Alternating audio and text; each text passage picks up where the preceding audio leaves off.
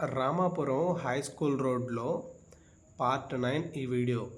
ఇదే ఈ స్టోరీలో ఆఖరి వీడియో కూడా. ఫుల్ వీడియో కావాలంటే ఒక 2 డేస్లో యూట్యూబ్లో లాంగ్ వీడియో చేస్తాను, ఒకసారి వెళ్ళి విజిట్ చేయండి.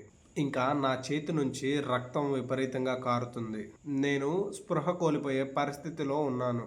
నేను మెల్లగా మంత్రాలు ఆపకుండా చదువుతూ స్కూల్ నుంచి బయటకు వచ్చేసాను.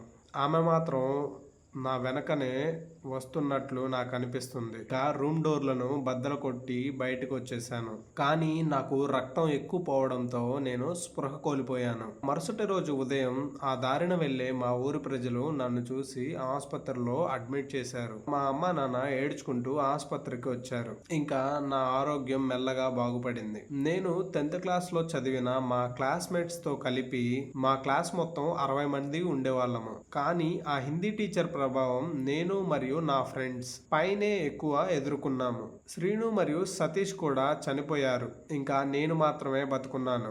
ఆ హిందీ టీచర్ మా పైన పగ పెంచుకొని మమ్మల్ని చంపాలని అనుకోవడానికి గల ప్రధానమైన కారణం మేమే. ఆ రోజు తీసిన వీడియోనే ఆ ఎన్సిసి మాస్టర్ మరియు హిందీ టీచర్ చేసిన సెక్స్ వీడియో నేను మరియు నా ఇద్దరు ఫ్రెండ్స్ వీడియో తీసి నెట్ లో అప్లోడ్ చేశాము. దీనికి కారణంగానే ఆ హిందీ మేడం చనిపోయింది. ఈ విషయం నాకు మరియు మా ఇద్దరి ఫ్రెండ్స్ కి మాత్రమే తెలుసు. మా ఇద్దరి ఫ్రెండ్స్ కూడా చనిపోయారు. ఇంకా నాతోనే ఆ విషయం రహస్యంగా ఉండిపోయింది. ఆ వీడియో తీసి నెట్ లో అప్లోడ్ చేయడానికి గల ప్రధానమైన కారణం మేము ఆ రోజు పడిన బాధను మేడం కూడా అనుభవించాలని తీసాము. కానీ ఆ తెలిసి తెలియని వయసులో మేము చేసిన తప్పుకి చాలా మంది బాధపడ్డారు. నేను బతికి ఉండటానికి గల ప్రధాన కారణం మా నాన్నగారి దగ్గర నుండి నేర్చుకున్న మంత్రాలే నన్ను కాపాడాయి. ఈ వీడియో అయితే ఇంకా ఇక్కడతో ఎండ్ అయిపోతుంది. ఈ వీడియోకి అయితే